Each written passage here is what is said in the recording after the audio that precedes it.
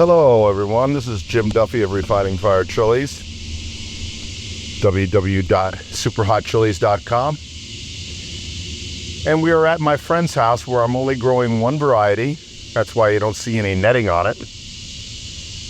And this is our pepper series that we have on our YouTube channel, where we educate and teach people and inform people about other peppers they may not know about. It's called Peppers 101. We're going to try to give you the history of the pepper, its uses, and so you can actually see it. So here we have the Cascabel. The Cascabel, not the Cascabella, that's a different pepper. The Cascabel is from central Mexico.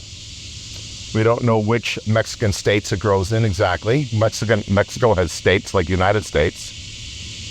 And we don't know exactly which state it is originally from, but it grows in multiple states. And it's cultivated in the agricultural market for export to many countries, as well as used in Mexico. Now, the plants can get pretty big. Let's back up. These plants here are over 5 foot tall. And it's pretty productive. Right now, you can see some of the chilies. Now, the Cascabel is eaten usually dried. As it ripens red, and you need it to ripen red to get the peak flavor, the pepper's skin starts thinning. This happens on a lot of Native American chilies as well. And what happens then is it's not a fresh chili you can just take a bite out of, okay? So the Cascabel is commercially sold all over the world, but mainly United States and Mexico, dried. So usually they sun dry them or a commercial dehydrator and then packaged up. And then it's rehydrated in soups, stews, sauces to flavor any kind of Mexican dish. You see, that's the thing is with Mexican food, they might use dried guajillo, dried chili de árbol if they want heat, Cascabel, which has a mild heat, and a nutty flavor. So you get a kind of nutty, savory flavor. Some people say it might have a little bit of sweetness, but it's not sweet. So it's going to be more of a mild, nutty flavor. Here's some here, and as you can see, as they dry, the skin gets a little thin. Okay? I don't know if you can see as I push down on it, it pushes in pretty easy because the skin is thinning. So the plants can get about 4 to 6 feet tall. Maybe longer if it survives year after year, like some other perennial peppers, because peppers are perennial.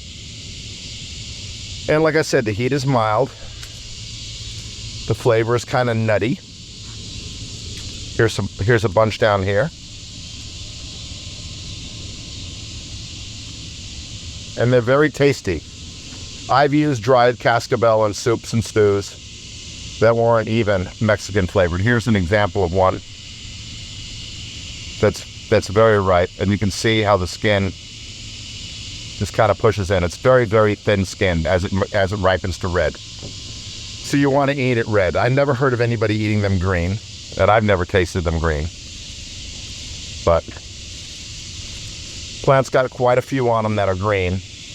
They're hard to see, but when they turn red, of course, like other chilies, or color up, then they're easier to find. But when they're green, they get kind of camouflaged by the other green leaves.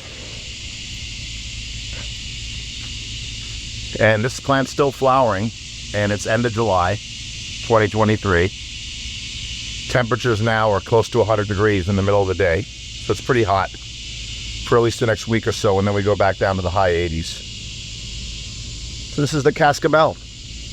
And I lost this in my catalog for a year because I was getting seeds from another grower farmer, and he stopped carrying it. And then I couldn't find it anywhere.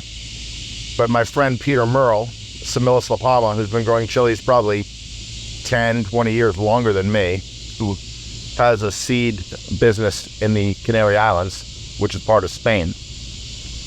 They don't ship to the United States anymore. He used to.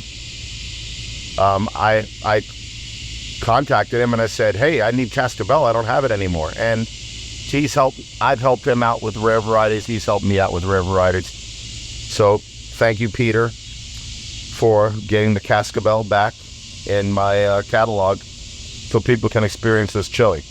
Now, I did try growing from some Mexican dried chilies, but none of them sprouted because dried chilies, most of the time, have been dried at a high heat.